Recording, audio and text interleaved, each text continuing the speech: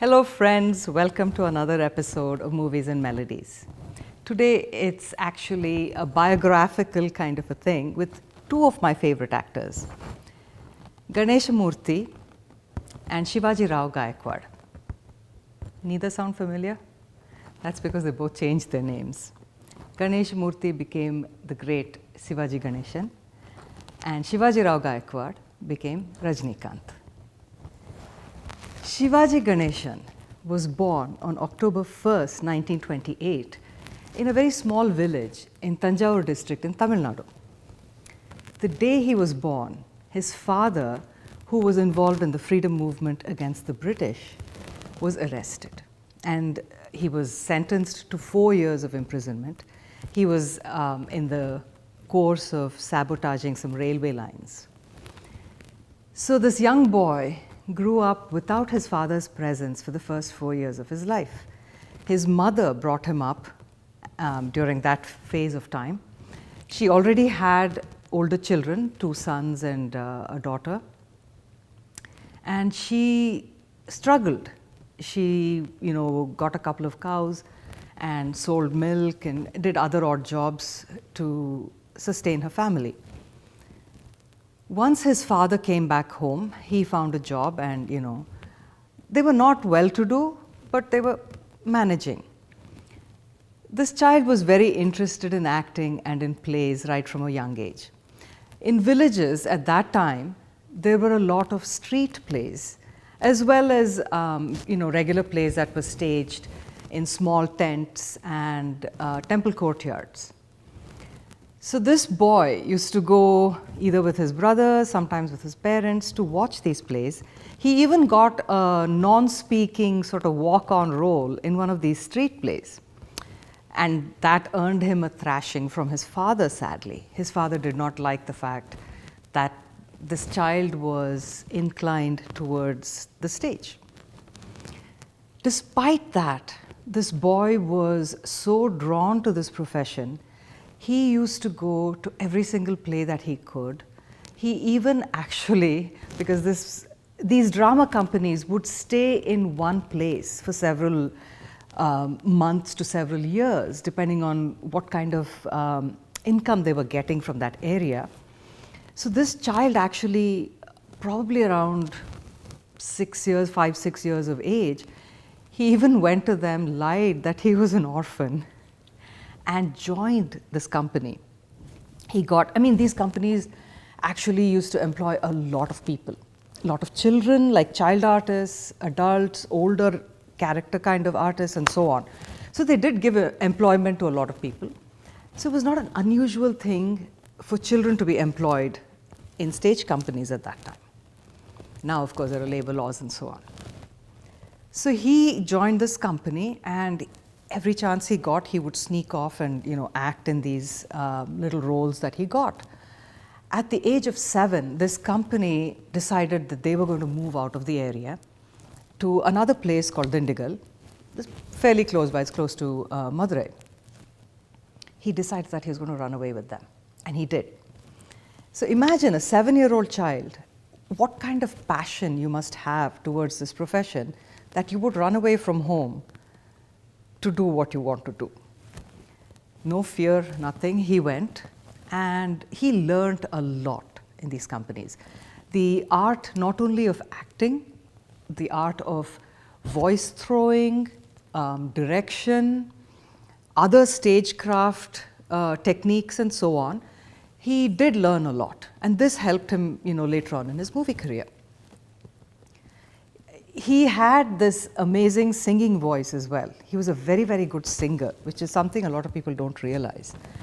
And this helped him a lot when he was in the drama company.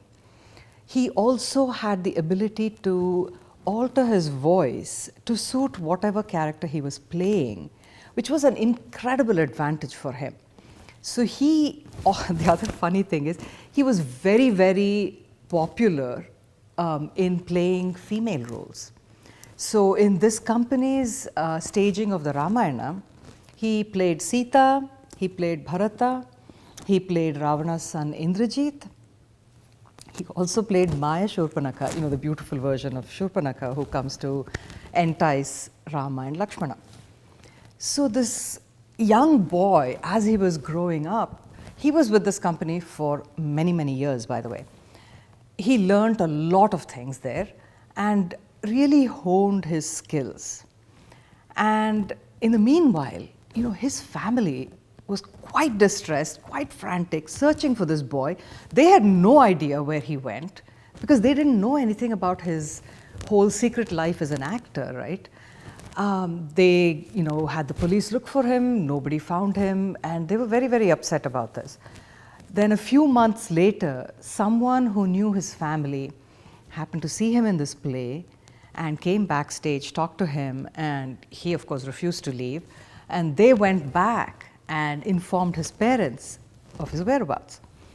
His parents were very relieved that he had been found and were actually quite happy to leave him be because they realized he was happy doing what he did. So they actually left him to his own devices.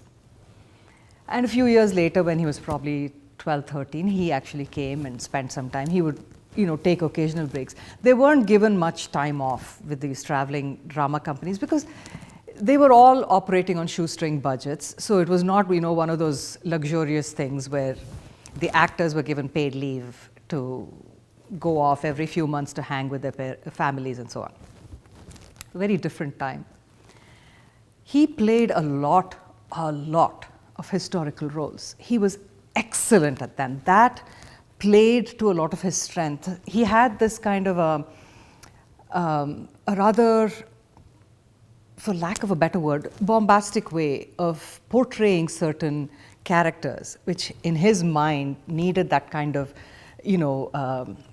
very full-throated, very dramatic way of presenting. So he became very, very popular in all these historical plays. One of them was a play based on a Pandya chieftain, Veerapandya Kattabomman he was called, and he was very fascinated by this role.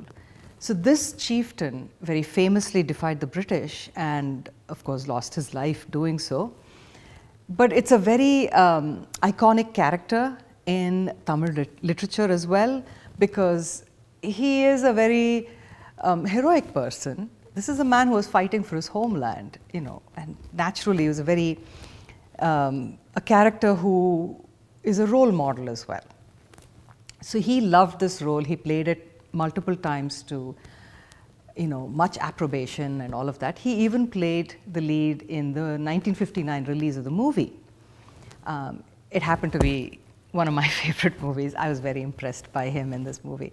It was all very, very dramatic. So to a young child, it was just absolutely fantastic. He was larger than life.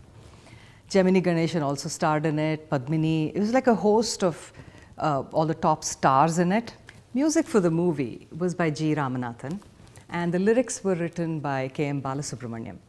This song that I want to share, it's essentially, well, it is a duet in that the beginning there's like a little shloka that's said by the male singer, picturized on Sivaji sir, and that was sung by Sundaram, and the main part is picturized on Kattabomman's wife, played by an actor called Varalakshmi, and she's sung it herself as well. Manam Kanindarul. Manam Kanindarul Vel Muruga Ulimayilerum Mal Maraga Muruga Manam Kanindarul Vel Muruga Mayilerum Mal Maraga Muruga Manam Kanindarul Vel Muruga Ulimayilerum Mal Maraga.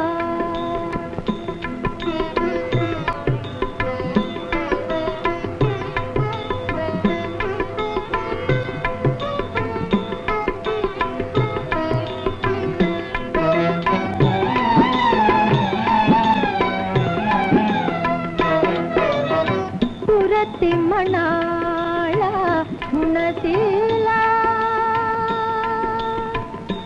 Muruga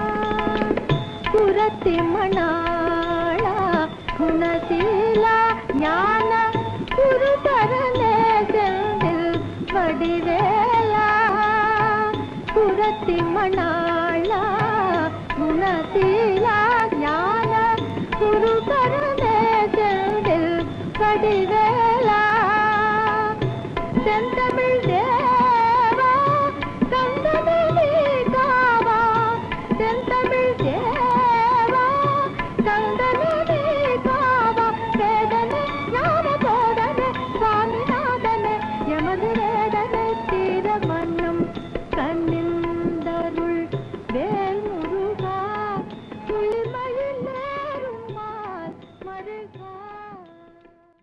Shivaji Rao Gaikwad, aka Rajinikanth sir, was born on 12th of December 1950. He was born in Bangalore. His parents, Ranaji Rao Gaikwad and Srimati Rambai, they were very simple people. His father was a police constable. He had two older brothers,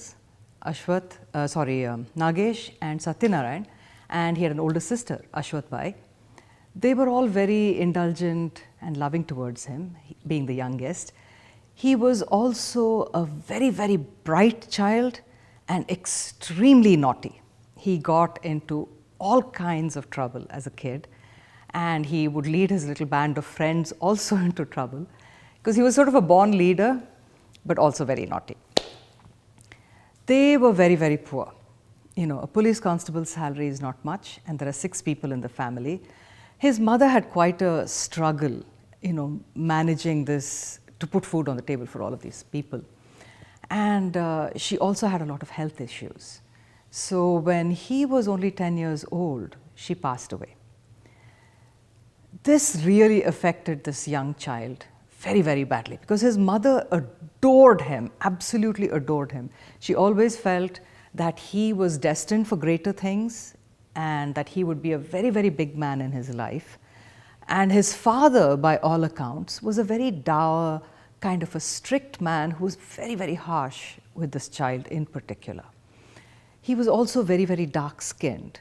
Even though his face had a lot of character, a lot of liveliness, his eyes especially, and he had a lovely smile.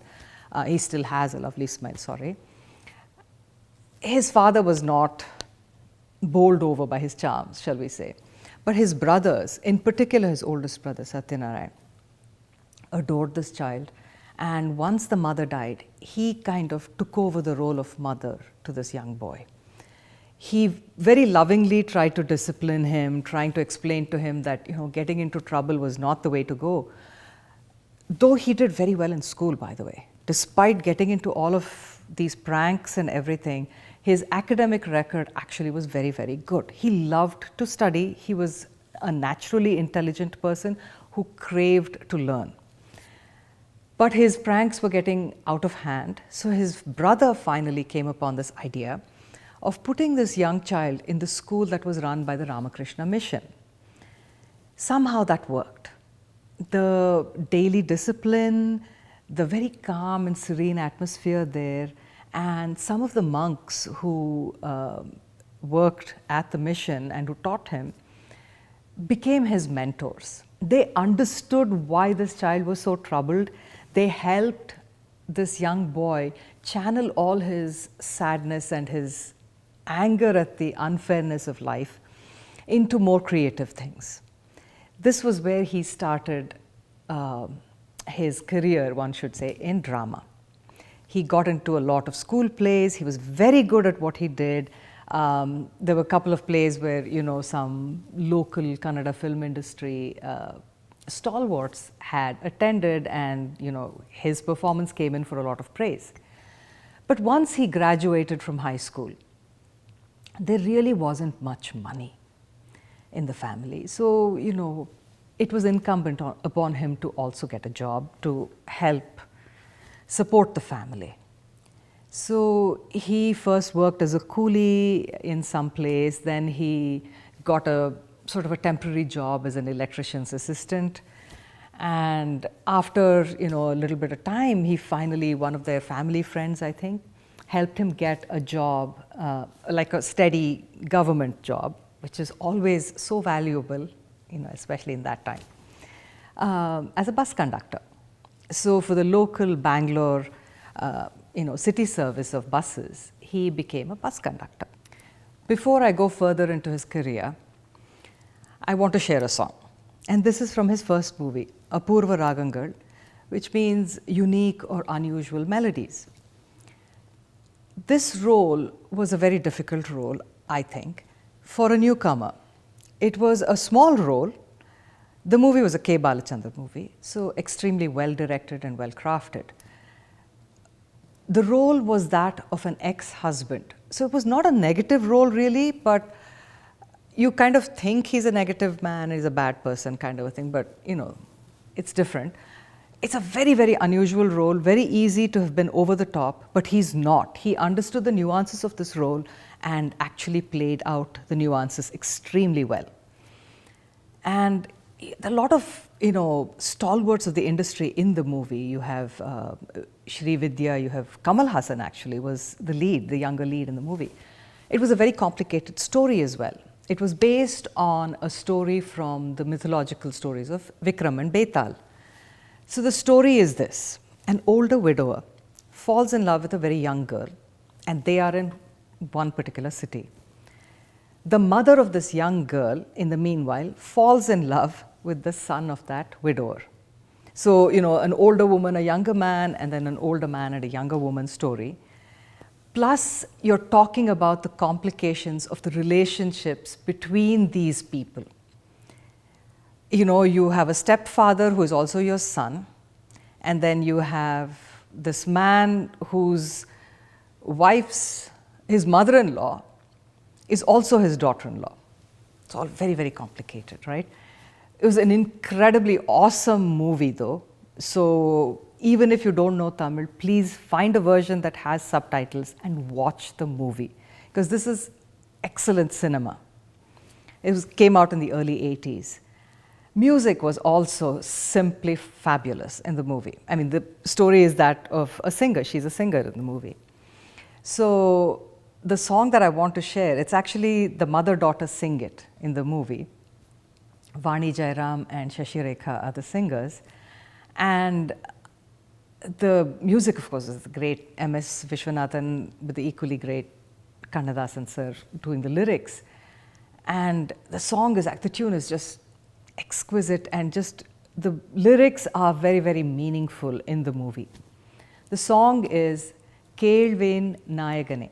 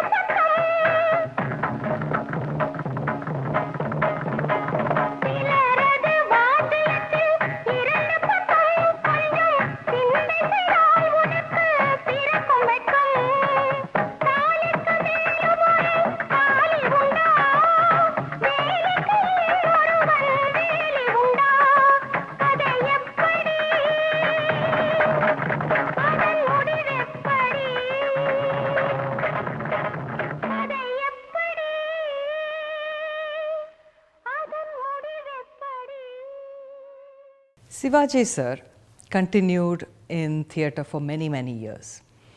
He, worked his way up. The first few years as a young growing teenager, he was cast mainly in female roles and a lot of singing roles also. Then he slowly worked his way up to more and more important characters and then started playing mainly male roles. He always yearned to play the principal part, or the Raja part as it was called. And then after many years of hard work, he did get to play all the Raja parts. And you know, if you think that he got to this point just coasting on his talent, you would be wrong. He was very, very hardworking, extremely dedicated, and actually very devoted to the drama company. He did any job that needed to be done, he would do it. You know, there was no question of, oh, I'm an actor and that's all I can do. Sorry, you guys can do whatever you want, kind of a thing. It was not like that. And as I mentioned earlier, money was not, you know, provided in abundance in these companies. People are not paying huge amounts to watch these dramas, right? These people were also social reformers, and they wanted to kind of evangelize, I guess, the literature and poetry and such of the whatever state they were in, and make sure that everybody had access to these very, very valuable literary pieces. And also a lot of stories of social reform, etc., were conveyed through plays. So these drama companies were actually quite important, and they needed very, very dedicated and very serious people who really were devoted to the craft and to the message that these companies were bringing, and you know, attracted, I guess, in general, these kinds of people. So it was a very different caliber of human being, I think, in those days, who acted in these drama companies. And what used to happen, actually with relatively alarming frequency, was these drama companies would go bankrupt. And then all the actors and the musicians and, you know, the technicians and so on would have to go around to other companies and hoping to get a job there. So they would travel all over the state and sometimes out of state even. And this happened to Shivaji sir also a couple of times in his career. But one such time, he was, I think, probably sort of mid to late teens. The company went bankrupt, and he didn't like the other company that most people were joining, and that he was also actually asked to join. He decided he would go back home. He did. For a few months, he worked as a mechanic or a mechanic's assistant, stayed with his parents, looked after them, and so on. But his heart was not in it. So a few months later, maybe closer to a year or so, he got another call from a bigger drama company somewhere in Madurai, and he decided he'll join them. He did, and he really grew in that company. He played, or rather he was given the opportunity to play a very important role. They were going to stage this play based on the great Maratha king Shivaji. It was called Sivaji Kanda Hindu Desham, you know, the Hindu nation that Shivaji envisioned. And MGR, the former chief minister and also extremely famous actor from Tamil movies, he was actually slated to play the lead role. But for whatever reason, he, at the last minute, like about a week or so before they were to stage the play, he backed out of it. People were, you know, in a real dilemma. I mean, this is a huge part, right? And they're like, who are we going to find to replace? So they decided on this young Ganesh Murthy. So they gave him 90 pages of dialogue in the morning and said, we'll do an audition in the evening around 6 o'clock.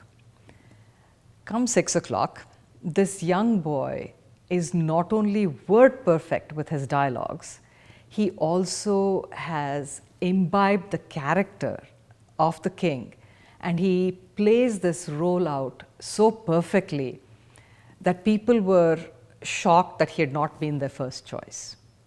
So he ended up playing the lead role, and when he actually played the role, the great social reformer Perrier was there and he watched this young man play this role, and at the end of it he came up to him and he told him, "You should change your name to Shivaji." And that's how Shivaji Ganeshan was born. So he went on to act in a whole host of other plays, both social as well as historical. And finally in 1950, he was picked up to play the lead in a movie called Parashakti. This was actually based on a play where he used to play the lead in the play. The movie took about 2 years in the making. It was released in 1952 and became a runaway hit.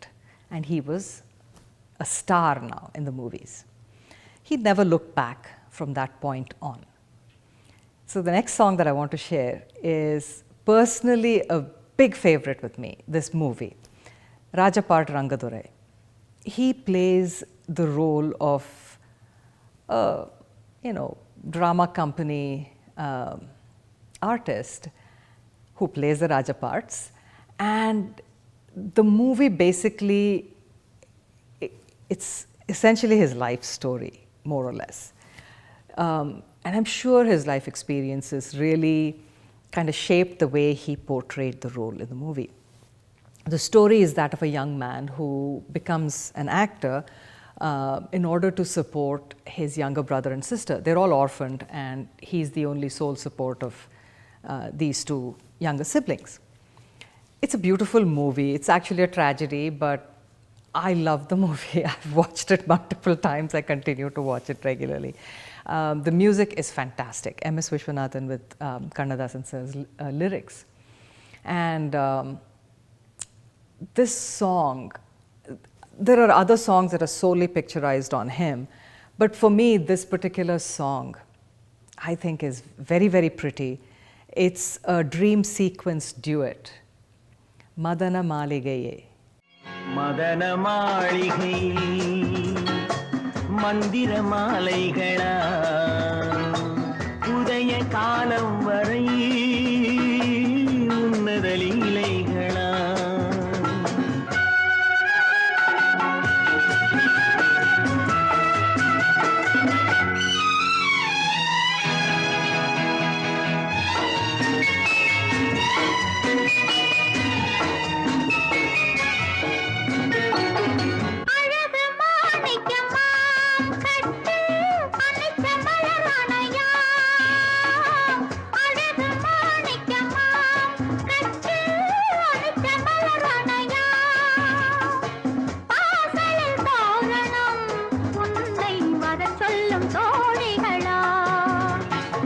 மதன மாளிகையில் மந்திர மாலைகளா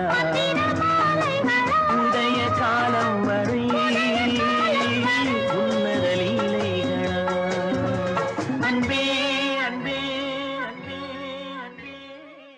The young Shivaji Rao Gaikwad was very, very unhappy as a bus conductor. He went to work every day, he was good at his job. His passengers loved him.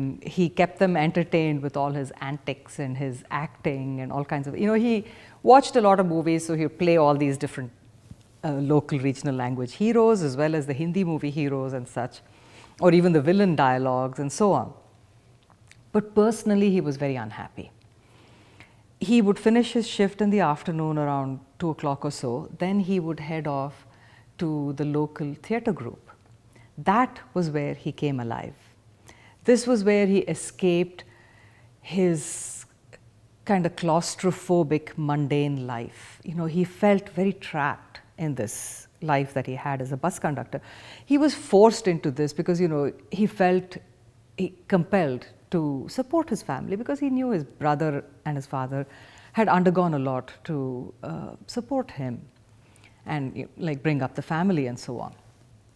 So he, was very, very intense frustration in that he was not able to achieve his goal of getting into the movies, because that was his absolute, life-giving goal that he had. But he loved his drama company. This was where he escaped a lot of, taunts and such from his father. His father was very disappointed in him, because he wanted him to conform, get married and go on kind of a thing. But this young boy had such big dreams, and his father just could not relate. He did not feel that Rajni sir, with his looks, could ever succeed in the movies. He really didn't have much faith in his son. His brother, however, did. So he encouraged him to go on and act in the theatre at least. Rajni sir also watched a lot of movies, Hindi, Tamil, Kannada, Telugu, anything. And one of the biggest influences in his life was Shatrughan Sinha. He modeled himself a lot after Shatrughan Sinha. He felt he could relate to him because Shatrughan Sinha was not conventionally good looking. When you think of the Shashi Kapoors and the Dharmendras and such at that time, Shatrughan Sinha was not like that. He was a Bihari Babu who was very rough around the edges, but completely unafraid to be so. He was very much himself, very, very charismatic, and an incredibly good actor. So Rajni sir decided that this man is his role model. He picked up a lot of his mannerisms too. That whole flipping the cigarette into the mouth thing, which people think is a Rajinikanth trait, it actually came to him from Shatrughan Sinha, and which he, will very openly say so even today. He's not afraid of admitting that he copied Shatrughan Sinha. His friend Raja, who joined the bus company at the same time that Rajni sir did as a conductor. He was a driver and Rajni sir was the conductor. He also was in the same drama company, and he was watching his friend. He loved to watch him act, and he could see this frustration, which led Rajni sir into drinking a lot. He would drink every day and just drink only to forget how frustrated he was with the way his life was panning out. His friend, couldn't handle this anymore, so he told him, he said, "Look, I know you're short of money, let me help you. The Adyar Film Institute is looking for the new batch of students. I want you to apply, and I want you to go and learn acting, and I want you to get into the movies." Rajinikanth was very excited about this. Initially, he was a little hesitant, but then he said, "No, let me just do this." So he applied. He went and paid the fees and everything, and he got a call from them for an audition and interview. That was when he told his brother and his dad. His father was very dismissive about this whole thing, but his brother encouraged him to go. So he did, and on the interview panel of judges for the selection of students was a Kannada film director, Puttanna Kanagal. Now, Puttanna had struggled a lot in his life to succeed, and he recognized the same kind of devotion and passion in this young boy who was trying out for a seat in this Adyar Film Institute. He called him in for a screen test, and then about 10-12 days after this whole interview and screen test, they sent him a letter saying he had been accepted. He was absolutely jubilant, and he went on to graduate. He went through a lot of struggles as a student as well. There was not much money, and he had to really struggle to feed himself even during that period of his study. Towards the end, just before he graduated, there was a final skit that they were acting in, and the judge for that skit was the great Balachandar.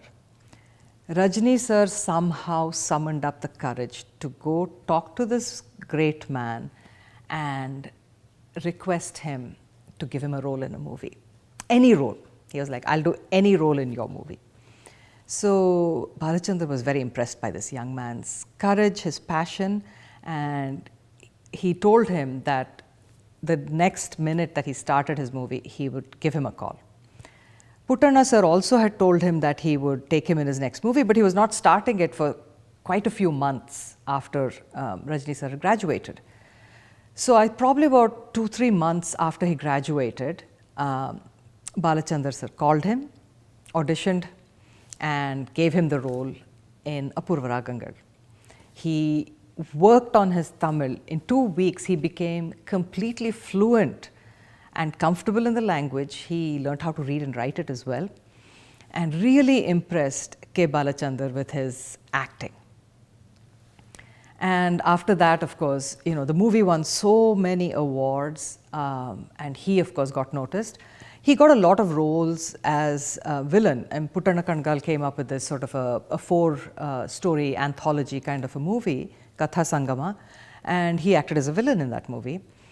He acted as a villain in another movie. His third movie that he acted in was a Telugu movie, actually, with Jayaprada and Kamal, and he was the villain in that as well. And so many of these movies he was villain, but he was incredibly good. And just like Shatrughan Sinha, he played the villain, but he was not the kind of villain that you really hated only kind of a thing. It was always you could kind of sympathize with this villain because he played the roles so well. It was never a unidimensional playing of the villain. There was always nuanced and like a multifaceted kind of a playing of the role. For my next song, I want to share a song where he was hero. And this was with Sridevi, and the other actor was Deepa. He plays a double role. One of the good hero, and the other is slightly negative, not quite an anti-hero, but kind of anti-hero. The movie was called Johnny. It was a complete potboiler. Great entertainment, huge hit. The music was Ilayaraja sir with Kannadasan sir's lyrics, as well as I think a couple of songs with Gangayamaran as well. This particular song, it's been sung by Jensi and written by Kannadasan sir. En Vanile. En Vanile, Ore Vennila.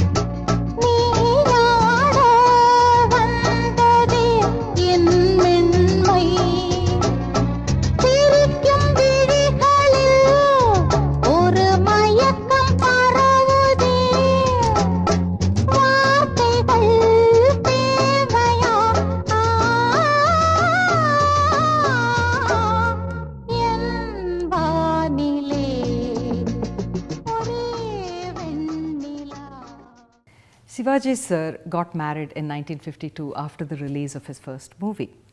He married actually a relative of his, Srimati Kamalammal. They were a very happy couple, and they raised 4 children, 2 sons and 2 daughters. He went from strength to strength once his first release happened. The thing is with him, regardless of how big he became as a movie star, he never ever forgot his humble beginnings. He always remained extremely grounded. He was not given to big shows of wealth or throwing his weight around as the hero.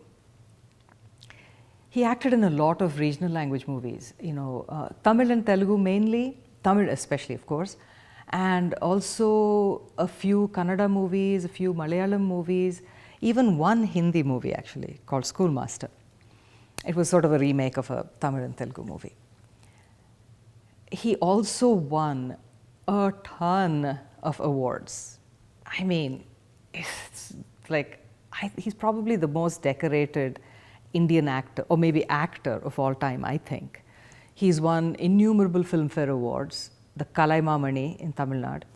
He's got the Dada Saheb Phalke Award, Padma Shri, Padma Bhushan, an honorary doctorate from Anna University, the Chevalier Award for Letters and Arts from the French government, and at least 3 national awards, if I'm not mistaken.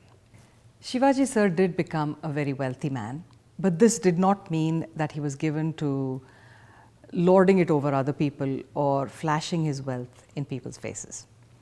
He was a very, very, very generous person. I mean, stories of his generosity are legend. His house was quite literally open to anyone.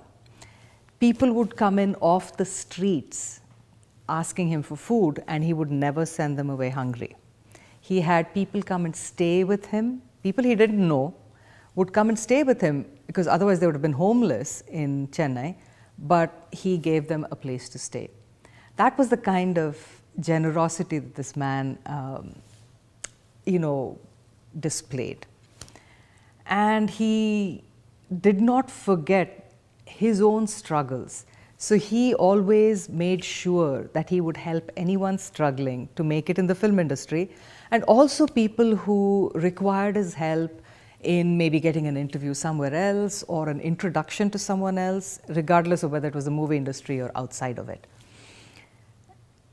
His children did not follow him, well, not all of his children followed him into the movie industry. His older son, Ram Kumar, acted in one movie, but he realized it was not for him. But his younger son, Shivaji Prabhu, became quite a popular movie star. His daughters, they were well educated, but they got married and definitely not in the movies. So for my last song for Shivaji sir, I want to share one from what is probably my favorite movie of his.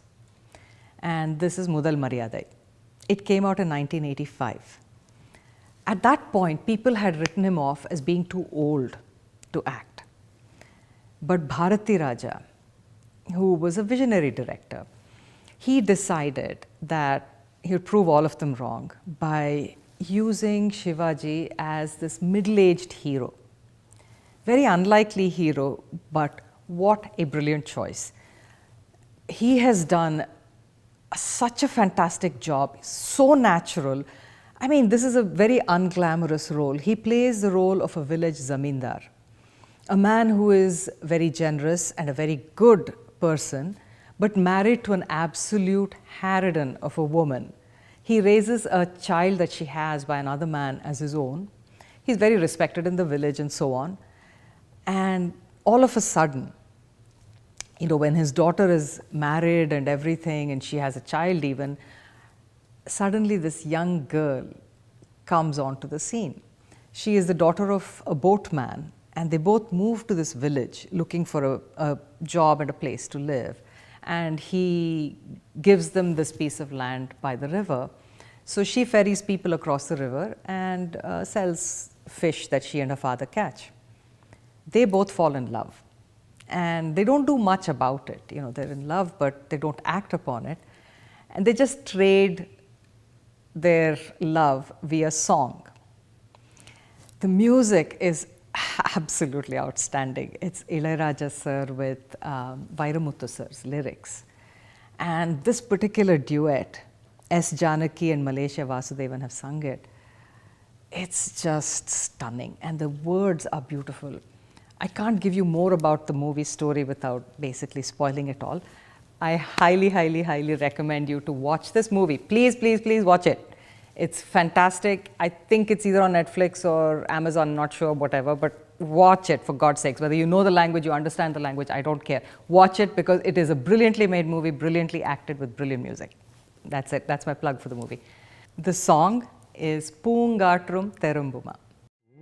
காத்து திரும்புமா ஏன் பாட்ட விரும்புமா பாராட்ட மடியில் வச்சு தாராட்ட எனக்கு தாய்மடி கிடைக்குமா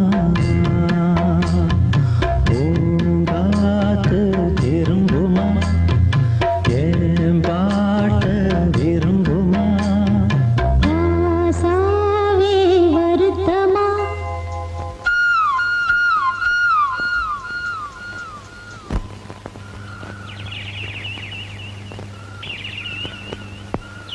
ராசாவே வருத்தமா ஆகாயம் சுருங்குமா ஏங்காதே பதவுலகம் தாங்காதே படுக்குமா சூரியன் கருக்குமா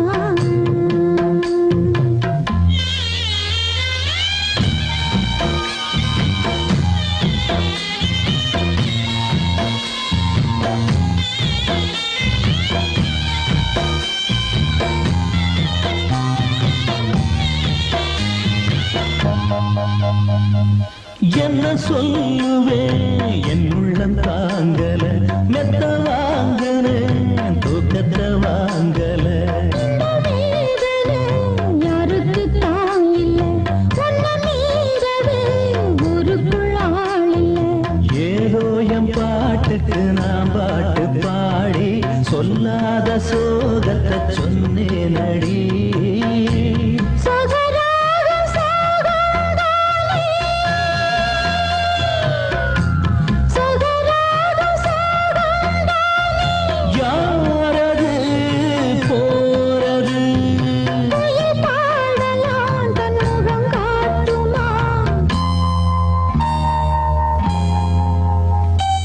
பூங்காத்து திரும்புமா ஏன் பாட்ட விரும்புமா பாராட்ட மடியில் வச்சு தாராட்ட எனக்கு தாய்மடி கிடைக்குமா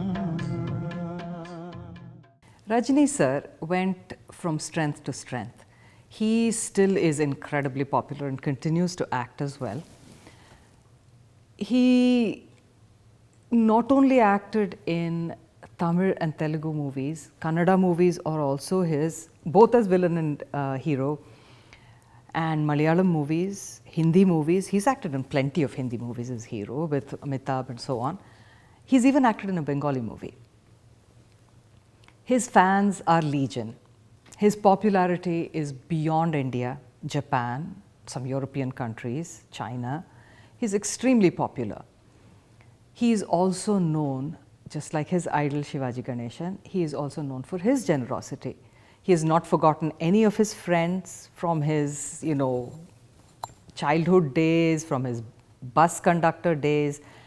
They all still love and respect him. He's still in touch with all of them, and he has even helped all of them.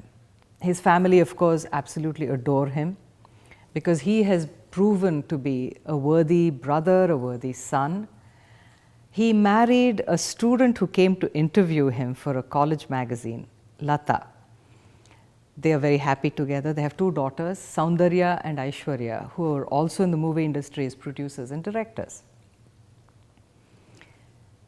Rajini sir underwent a nervous breakdown very early on in his career. And then in 2011, he had some very serious physical health issues. But despite all these hiccups in his life, he overcame all of this. He was very open about his struggles as well. He is now a very, very deeply spiritual man.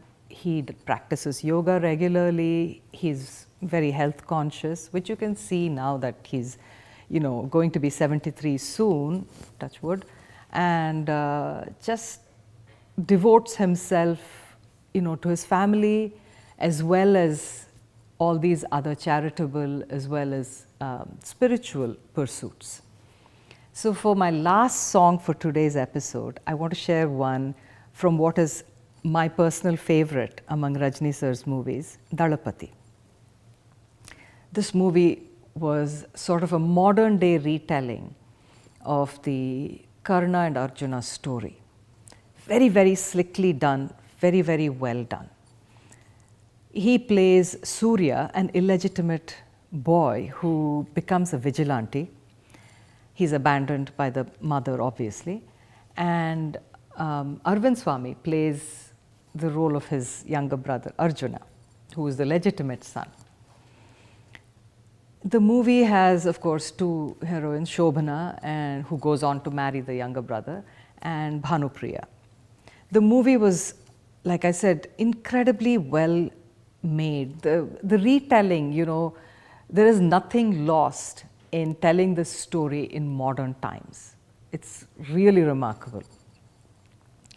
And Rajinikanth, in my opinion, has done such an absolutely brilliant role. He has understood this part very, very well. Again, it's a role that could be very overplayed and it would be, excusable, but it's not. He is so underplayed this role that, what can I say? Again, another movie that I very much recommend and almost beg you to watch, even if you don't know the language. It is absolutely brilliant.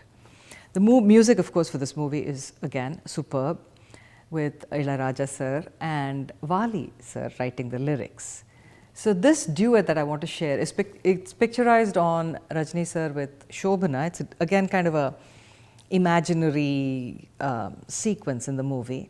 This duet, sung by S. Janaki and S.P. Balasubramaniam, Sundari Kannal, it's a very, very pretty song.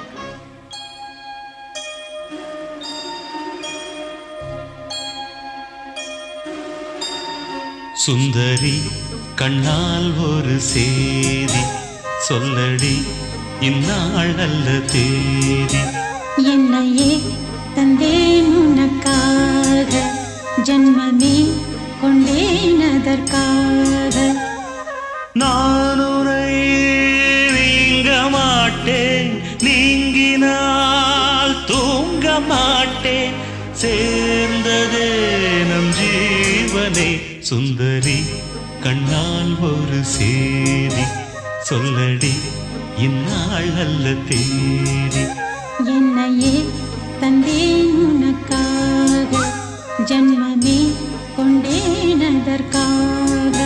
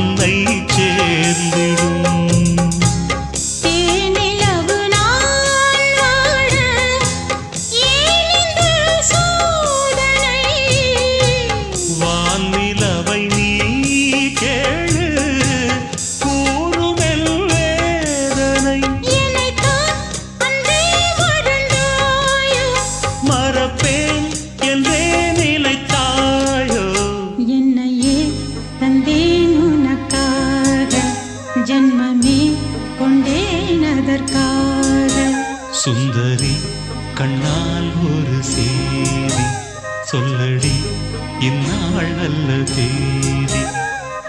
நான் உன்னை நீங்க மாட்டேன், நீங்கினால் தூங்க மாட்டேன், சேர்ந்ததே நம் ஜீவனே. சுந்தரி கண்ணால் ஒரு சேதி, சொல்லடி இந்நாள் நல்ல தேதி. என்னையே தந்தேன் உனக்காக, ஜென்மமே கொண்டேன் அதற்காக. That's it for today, folks. I know this is just glossing over the lives of two incredibly great actors of the Indian film industry. I don't want to minimize their lives by saying regional films only, because they're not. These were veritable giants of Indian cinema for sure, and I would say world cinema. I'll be back with a lot more details about both of them in separate episodes, and I will be back in 2 weeks. But until then, remember, music is food for the soul. Keep listening.